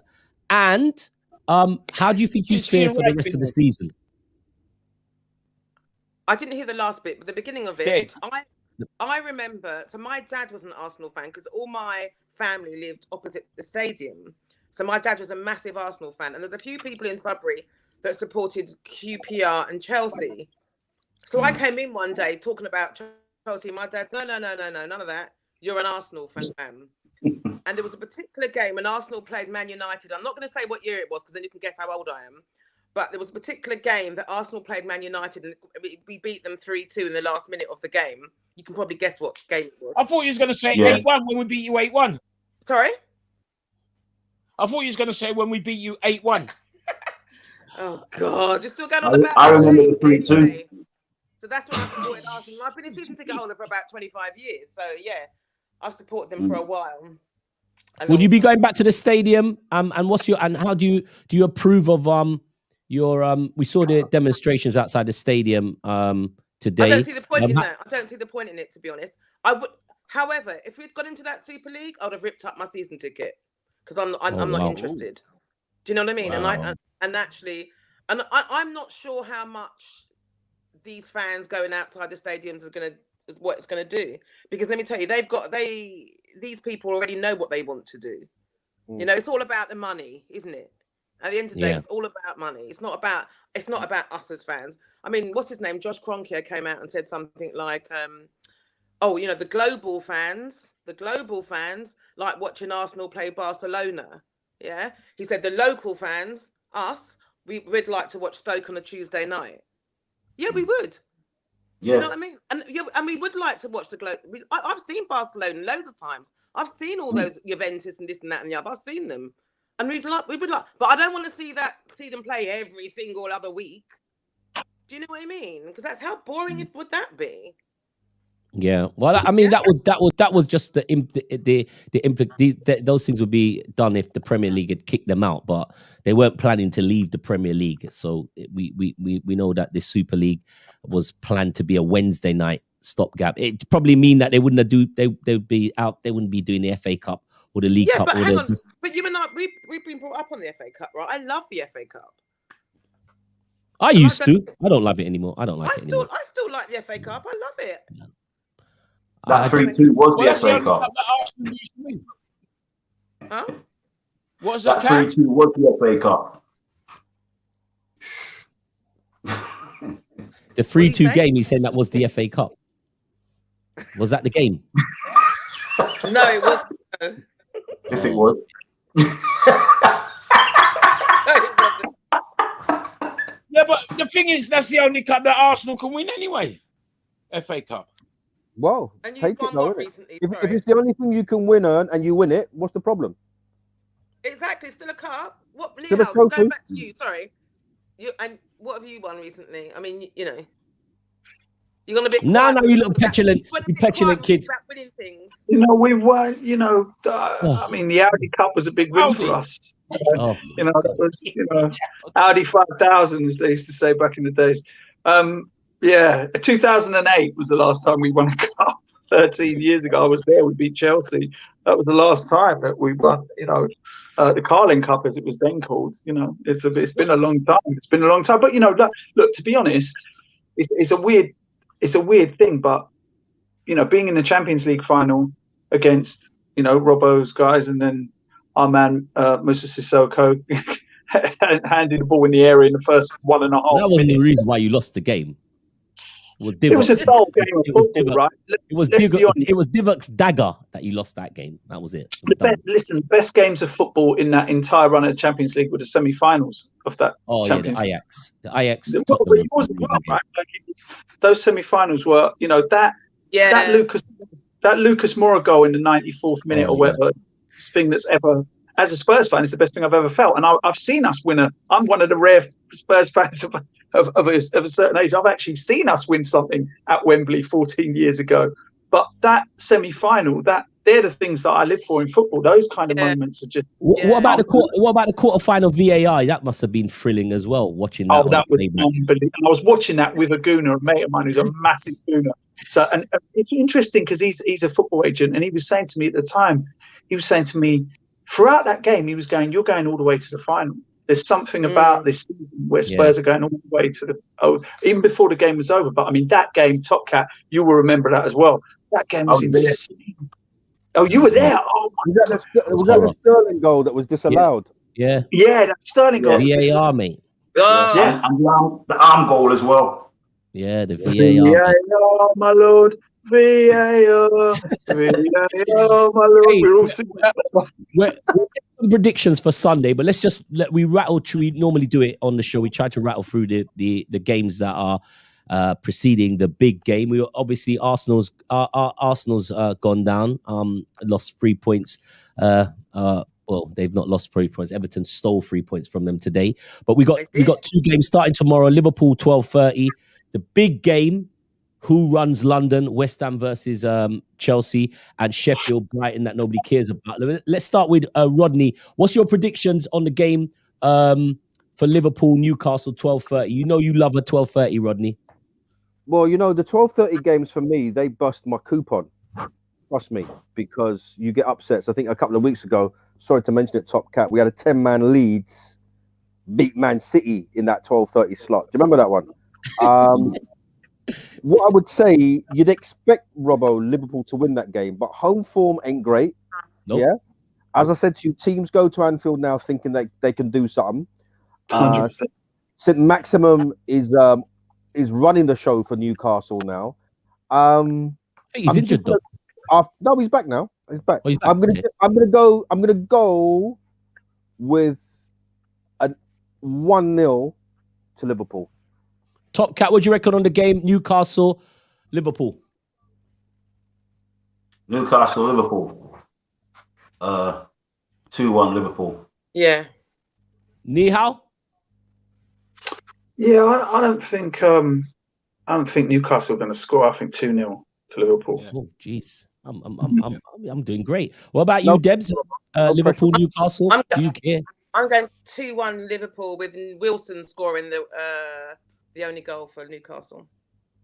Oh, okay. I thought you said Wilson. I thought you were about to say Wilson's doing the winner. I was like shaking there. So he ain't no Sudbury girl. Ernie, what do you reckon? Yeah, I'm going with Nihal 2-0. I can't see Liverpool losing that game. I mean, if they lose that game, then they deserve to finish 10th. But I don't understand why everyone's saying they don't see how Liverpool can lose that game. We've seen how they played. Yeah. But Newcastle's safe now, isn't it? Newcastle's safe. Yeah. Another win would help. Another win would help. That win is not against Liverpool. Yeah. Okay. No worries. All right, you guys go with it. I still think Liverpool will win, but I say it with so much hesitancy because Liverpool don't win a lot of games at home. Yeah. Well, Newcastle do need a win. They're only on 35 points, so they're not safe. So they will play. I think this will be there. And again, it's like the teams down at the bottom of the table know that Liverpool are givers. They will give you a point or free. So yep. I think Newcastle are going to go all. I think they're going to go all out to win that game. Tactically, they'll set up 9 men behind the ball. 9 men behind the ball and two up front, Wilson and San Maximum. But I think Liverpool will do them. And Robbo, listen, you talked about Everton beating Arsenal quite rightly, taking 3 points. Everton are now slap bang in that Champions League race again. Yeah. I see it. I see it, bro. They're right there. I reckon 2-1. I think they'll finish fourth though. All right, the next game we've got also is the King of London game. West Ham is the team right now. West Ham. I struggle. I don't think Chelsea slips out of the top four. For all Liverpool fans, it hurts to say I think Chelsea are nailed on top four. And Leicester looked good the other night winning, but I do think our only hope is Leicester. But they're playing West Ham, and West Ham do it the West Ham way. Would you reckon? What way do you reckon it's going to go? Start with you, Nihal, West Ham and Chelsea. I don't care. I think Chelsea are too strong, man. West Ham. I cannot believe that I'm living in a world where I have to rely on West Ham slipping points. Like this is horrific for me. But I think Chelsea will do West Ham. Chelsea will definitely do West Ham. Yeah, that's because but for me as a Spurs fan, that's like you asking me to like, here's a bowl of pus, here's a bowl of vomit. Choose between those two. Yeah, I feel the same way. What about you, Top Cap? 2-2 draw. Draw. That'd be good. I'd take a draw. Debs? I've got a feeling West Ham might do it. It's a London derby. Do you know what I mean? I've got a feeling West Ham might beat them. West Ham are one of those teams they can. In a London derby, they've often beaten Spurs and Chelsea. Do you know what I mean? So I've got a feeling they might do it. It could be a skanking Lingard. Lingard skanks his way to the goal. That's what I'm saying. I'm saying 2-1 to West Ham. Rodney? Okay. I think West Ham are going to go 3 goals up. Oh, no. And then they're going to concede 2 goals. Chelsea will hit the post in the 91st minute. And all jokes aside, I say that because West Ham are always shipping goals, aren't they? Or going 3 goals down through. I think West Ham will win on Saturday simply because, and I know they've got a really good squad. If Chelsea slip up, it might be just based on maybe the squad they choose, based on a big Champions League semi-final in the middle of the week. Yeah, I think the focus might be there. I think the focus might just be one eye on the Champions League spot. Ernie? I'm going 3-1 Chelsea. This Tunchai character's got Chelsea playing. Tuchel. Well, whatever it is. Tunchai. I'm like that. You know that African guy can't pronounce the names and the teams properly. You see him on Facebook. I'm like him. Right? So Tunchai guy, right? He has got Chelsea playing at the moment, and they look solid at the back there. I can see them winning 3-1. Lost 5-2 to West Brom though, Ern. No solid. Chance. Yeah. I think a lot. And that came on the back of a midweek Euro game, and they took it for granted that they were going to beat West Brom. They will want to put one over on West Ham. They will not want West Ham to finish. Well, I'm sure West Ham will want to put one over them as well. You know what? I don't agree. I don't agree. I think David Moyes likes it physical, and I don't know if this for Tunchi. I don't think Tunchi. Still talking about football, Robbo. Yeah.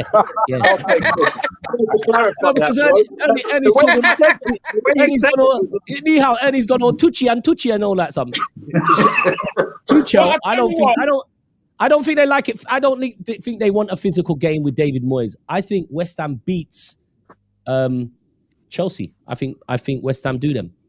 I think West Ham do them. Who's another super fan from Chelsea. He's just joined us as well, so it'd be interesting to hear. Echoes on. He's echoing, mate. Echo cancellation, son. Yeah. Hello. Well, we're taking what's his name? Tell him that he's echoing. Yeah, all right. We'll see you later, Lewis. We'll bring you back in a minute. He said he's gone like Lampard. I reckon. Yeah. It's gone on a dub tip. Yeah. Could you make that rhythm out? Hey, Cat, could you deal with that rhythm? That's why I think you like it, you know. Beat that wide, He's still echoing. Oh, Lewis. Sunday as well. There is a huge game. That's the last game we're going to review because I'm not saying that the game Aston Villa and West Brom, but who cares? And Wolverhampton and Burnley, forget that. Not interested. but Leeds at home against the mighty Manchester United. 2 o'clock. What a game. Big game. Oh, yes. Big. Yes. Big Big game. game. A game that is full of history. For those of you old enough to remember their battles in the 70s with Leeds and Manchester United. I think this Sunday, 2-2. Rashford and Mason. You're scared, son. You're scared. You're scared. 2-2. 2-2. I don't see us winning at Leeds. I don't see us win. I'm a Man United fan. I'm being realistic. I don't see us winning at Leeds. But you say that and you've got such a tremendous away record. You've got a fantastic you've got away you've won the away cup, Ernie. You've won the best away cup. You've won that already, innit? And that's after conceding normally after conceding first. Well, if that's the cup that we've won, Robert, that's still another cup that you ain't won. All right, so we'll leave that one there. Right? Oh dear. I see Bamford giving the Titanic all kinds of trouble. All kinds of trouble. Bamford will score. Who's the Titanic? Slabhead. Slabhead. Yeah. There's the Titanic. Right?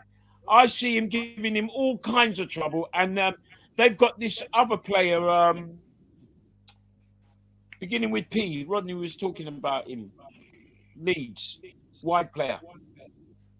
Oh, he's not playing. I don't know if he's not Rafinha. I know it doesn't begin with a P, but the guy from Man City. No, the guy that got Rafinha, named from Man City. Yeah, he was injured last week. I don't know if he'll be back in time, but he's a very good player. And Robbo, he's been linked with a move to Liverpool, from what I hear. He's coming. He can come. He can come too. He can come. We got space for him.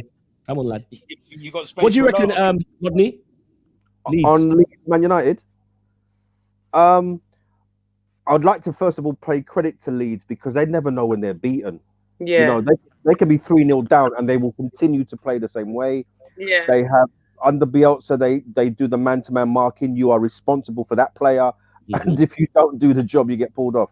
I think that one will be a draw. I think once again, United, depending on the starting 11, will have one eye on the semi-final against Roma in the week. Because that's a trophy that they can win. I think that might be a high scoring draw. I'll go for something like 2-2. Nihal? Do you know what? What I'm interested, just on another side point, is Chelsea, West Ham, and Leeds, Man United. Wow, like that would have been all police leave cancelled for both of those games, right? Yeah. Spot on. And I think, yeah. So police have got nothing to do now because there's no. Imagine the terror, Man United, Chelsea. Sorry, Man United, Leeds, and Chelsea, West Ham. I mean, that is like solid terror. That is. Good evening. Can you hear me? Good evening. Yeah, good evening. Yes, Lewis. Yeah. Good evening, lady. Good evening, legend. Lewis, mastermind from the biggest. What's up, Robbo? Rampage would say you're not the biggest sound at Nottingham Carnival, but let's not argue about that. No, it's all love. It's all love. Respect due to Debbie for coming on and being brave enough to come on after tonight. Well, she was supposed to come in before full time. Nihal's just slipped out. So we just you lose some, right? Let me just pick up that. Let's just pick up the last two quickly predictions. Top Cat, the game leads Man United. How do you see that score? And Debs, tell us as well. How do you see the scores for that game? Quickly. Same way, 2-2. I reckon it's going to be a draw. Yeah, a draw. I'm going 2-1 United. United win. I think so, yeah. United will win. Yeah. So what say you then, Robbo? I'm feeling this Man United keep up this we've won all our away games trophy. I just think Man United I think they've seen enough of Leeds United, and I think Leeds are close to being safe. I just think Man United finish them off. They eat their dinner, they eat their food. 2-0 Man United, 2-0. Wow. Man United eat their dinner. They eat their dinner. They're eating now. Interesting, because we got plenty of 2-1s, we got 2-0s, and we got draws. So 2-0 Man United. You know, it swings around about. What you saying then, Lewis? Leeds is one of your favourite teams, I think. Man United's favourite team. All the Cantona stuff that goes back a long way. Leeds always step it up. They stepped up against Man City. They came on last week. I wouldn't surprise you if it's a draw. I know about 2-2 draw. They didn't say that's from a biased perspective. I want you to lose, Ern, but I think it'll be a draw. What about your game against West Ham? Oh, well, I've heard everybody's comments there. I think that West Ham game for me, that will make a decision on where we're going to end up. We've got to win that. We have to win that game, really and truly. The game on Monday was poor after the great victory. Sorry, Top Cat, but after a great victory in the FA Cup, we played well in the first 30 minutes of it. Man City had 30 minutes of it, but I thought it was a good game tactically. Two good teams, and we'll do it again, hopefully in the Champions League final. But I'm hoping we'll beat West Ham 2-1. I think we will beat them 2-1, and I think it's then all to play for. We've got a tough run in. We've got Leicester, we've got Man City. We've got Arsenal as well, and we owe Arsenal because we had an opportunity to put a nail in his coffin, as Rodney will know, because we spoke. Yeah. We had a nail on that game in January, to put a nail in Arteta's coffin, and we Boxing didn't. Day. It was Boxing Day, Lou. Yeah, Boxing Day. Yeah. Boxing Day. Yeah, and and that was it. So I'm happy, and Robbo, enough respect for you, sir, because you're hanging in there. So yeah. You know, if we win at 12:30, it pressure on everybody else. Yeah. And I think you will win. I think you will beat Newcastle. To be honest, I can't see any other score that you beat Newcastle. We should have beaten Leeds. Yeah, true. But you didn't. Yeah, that's why I think we win, but nothing's nailed on in this race. I'm not predicting it, but I've said it. I said it earlier on, Lewis. I think Chelsea don't drop top four. I'm certain of it now. I'm hoping we hold. I don't know if you can say that with any real confidence, though, Robbo.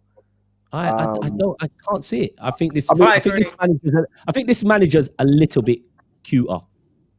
He'll get smashed in certain games. Yeah. But there's games where this guy will come in and say, "No, we're not losing. We'll take a point."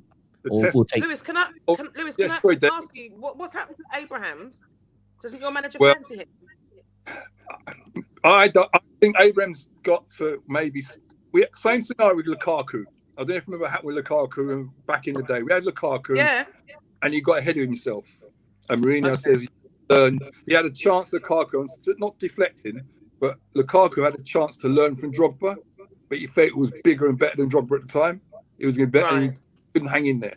But where's that come from? Because that's according to friends of Tammy Abraham, they say that he's a very, very driven individual. He's come through coming through as a Chelsea youth. There's nothing to be big-headed about. You fought your way in that position. Where's that come from? What I was going to say, when I was going to finish, was Abraham has got to maybe remember, because the problem is you come through all through the ranks. I have a lot of time for Tammy Abraham. Tammy Abraham. I think he's a great talent, but he's still a few loose touches around. His first touch sometimes doesn't hold. So he needs a bit more honing his skill a bit. And I think with Giroud. I don't think Giroud will stay after this season. I think Giroud's gone. So then Giroud's gone. No, but So I think that's his opportunity to step in and to step up. Yeah. And I haven't seen him do anything wrong, really. Who? Tammy? Tammy, I've not seen Tammy really do anything wrong. He's not done it. He's not like Havertz for how many bags you bought him for. Now that's the key. He's nowhere near Abraham as a finisher. Coming back to the Chelsea. Havertz, my challenge with Havertz is looking at trying to be but I'm passionate as a Chelsea fan. Havertz has got next season to step up, right? We've got him and Ziyech are fighting for that spot, right? Both of them playing the same way, lazy. So I think what Tuchel sees Havertz as a false nine, right? The way he plays for Germany, just in and out behind the back. If we go, we need to go forward. I think. Top Cat, if you want to give us Guerrero, we'll take him. But I'd rather take Haaland, to be honest, from a development squad perspective. As far as Tuchel, what he's done so far for the season, he's done really well. Lampard set the scene. I'm never going to diss Frank. I've got a lot of time for Frank. Why? Why would you diss Frank? He flopped. Legend, Robbo. legend, man. But he flopped. He didn't have the tactical nonce. I said that So he's a flop. I wouldn't say he flopped. What is he then if he's not a flop? He's a flop. What he did, he's a failure. Robbo, stop trying to bully me, man. I'm not bullying you. I'm just saying what everybody wants to say to you. No. Because you're a Chelsea fan, you got your top and you're a blue. He's a flop. He did not flop. What he did with the tools he had last season, top 4, he helped establish the young players. Mount, Reece James. What did he do? All of that. He had no choice to play those players because you had a ban. Top Cat, is he a flop or is he not a flop? Frank Lampard with 200 million played for Manchester City. Not a flop. Pardon? Thank you, Top. Frank Lampard used to play for Manchester City for a season, so he's not a flop. So you're another one holding on to his curtail. Ernie, is he a flop? Of course he's a flop. He's not there no longer. He's what I mean. To me, he coming like Rooney. Rooney's got Derby 18th in the Championship. Right? Then man, they get parachuting to big job and they can't handle it. Rodney, honestly, is he a flop? Listen. The job was too big for him. That's my first point. At that time, he's a young manager. Derby to Chelsea, massive transition. You got to give him credit though. When he was picking Mason Mount and people were going on about it, etc., etc. Had no choice. I mean, he had no choice. But hold on. It's a bit like the Foden argument. Mason Mount affects football matches. Yeah. Definitely, 100%. Simple as that, right? And when Frank was picking him, it was, oh God, he's picking Mason Mount. Is he related to Mason Mount, etc., etc. Tuchel didn't pick him for the first game under his watch. Has picked him ever since, and the boy is developing. And you got to understand, Tuchel, has come from PSG and Germany as well. He knows how to manage in terms of managerial savvy, way ahead of Frank by a long way. And that's why he's got the team organized in a very short space of time. I only asked the question, did he flop? And everybody's coming with these flowers. Yeah, the brothers flopped. But there have to be mitigating circumstances to the flop. Oh, yeah. Mitigating circumstances. But if you flop, you flop. I never said Tammy has an ego, right? Let me be careful here. I never said Tammy has an ego. What I'm saying is Tammy needs to take a bit more time to develop. That's all I'm saying. His first touch is when he's in there and he's on form, it's fine. He's a confidence player, but I just think he needs a bit more time. Next season, if he hangs in there, next season will be his season because you'll all be gone. I think there might be a pressure or a direction from the people at the top at Chelsea to play the boys that cost big money. Okay? Yeah. Simple as that. Yeah. Tammy's a very good footballer. Is he going to get do you play him over the asset that you've got sitting down? Exactly. How much did Werner cost? How much did Kai Havertz? How much does Ziyech cost? These are all big money signings. I get that, but I still, as I said, I'm not against Tammy at all. I think he's got a lot of talent. I do. I think he's really good. His first touch is a bit. Sometimes he's not as strong as it should be, right? But I'd love to see him next season. He'll step to the fore. Let Tuchel finish this season, get a full pre-season in play, and then you'll see a difference at Tammy next season. If he wants to leave, that's his decision. But I would like him to stay.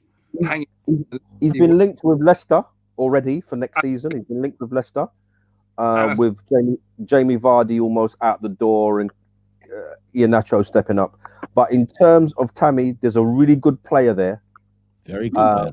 But there isn't an awful lot, and I say this respectfully, there's always an awful lot of patience at Chelsea.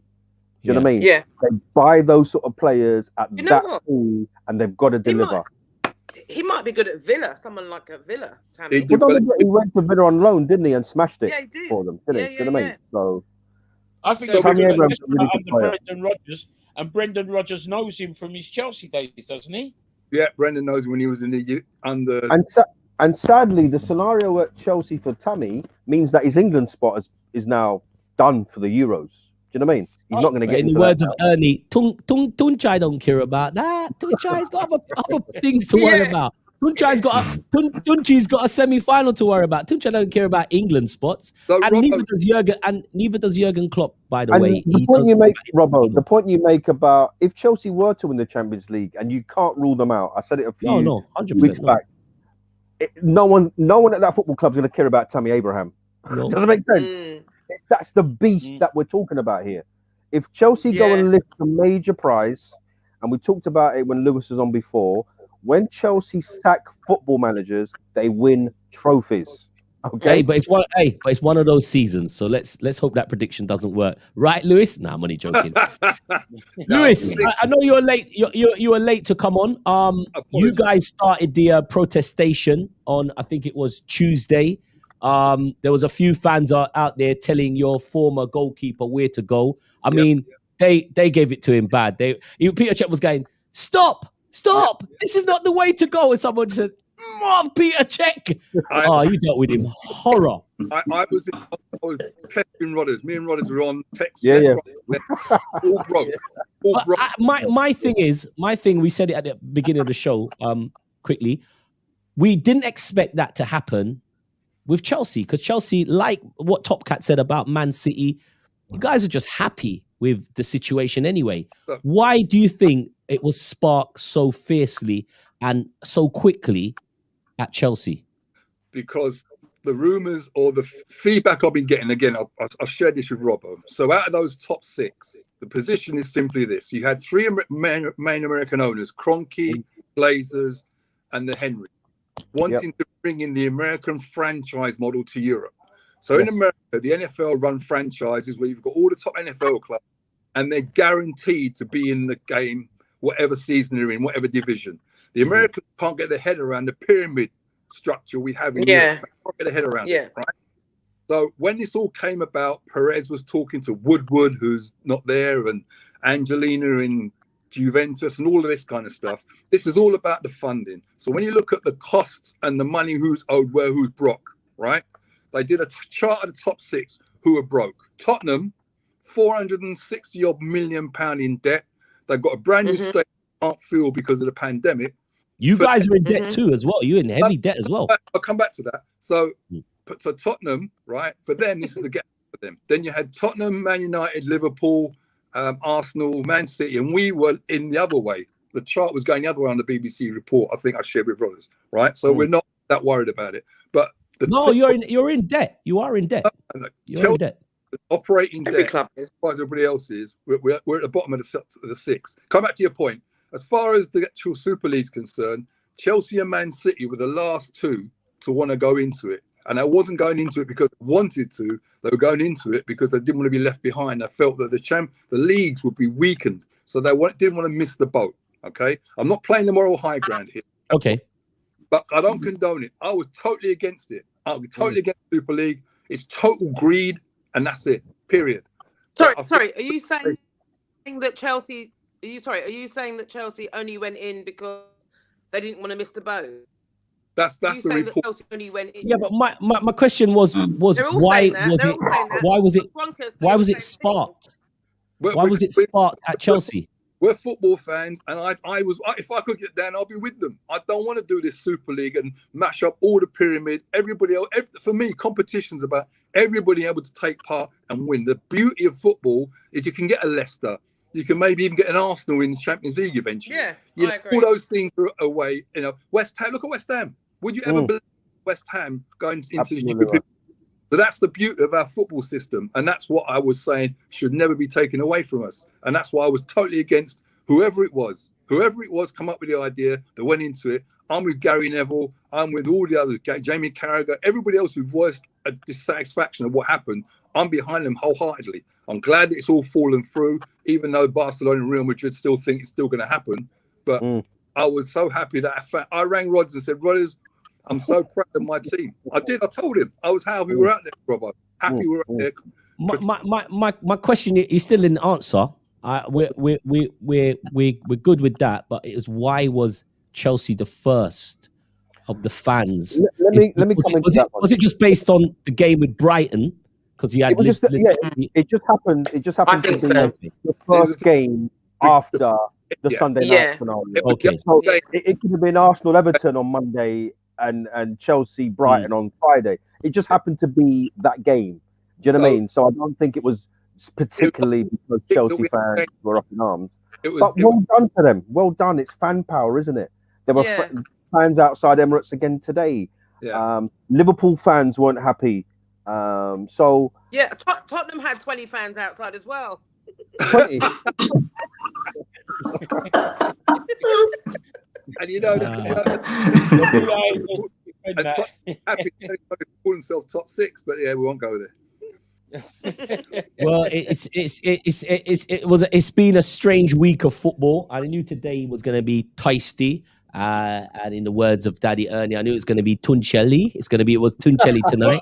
Listen, Can I get a little bit more Tuncelli? Hold on, before we go. What about Ryan Giggs? Wow. Yeah, what? Yeah, well, judgment. Well, he's in charge. There's not an awful lot we can say of that because it's still obviously. Yeah. It ain't great. It ain't great. Is it? Come on, Ernie, you know the song. None shall escape the judgment in this time. You know the song. Right, Giggs. Listen, Ernie, we got to remind viewers that you can watch the show tomorrow at 11 a.m. till 12. It's a nicely cut down version, so that means they'll cut out most of what Eddie's got to say. It'll be a nice cut down version tomorrow at 11, between 11 and 12 on Yanga TV. Robbo, can you ask Debbie Robbo about Cedric? Oh, she doesn't know him either. She doesn't know him. She thinks it's that Cedric, the guy that works in the hairdresser and he walks like that and does your hair. No? Oh, that's sometimes. She doesn't know. She doesn't know. No, nobody knows Cedric. Hey, so tomorrow, Freeview 261, Sky Channel 186, and it's also on FreeSat. So watch the show tomorrow, 11 a.m. Yanga TV. And with that, ladies and gents, it's been another great show. We'll catch you back next week. Thanks, Lewis, Debs, Top Cat, Rodney, Ernie, also Nihal, and who else did we have on the show? And Eddie. Yeah. Ed the Red. It's been the Fixture List. Peace, people. Peace. Yo, respect. Bye-bye.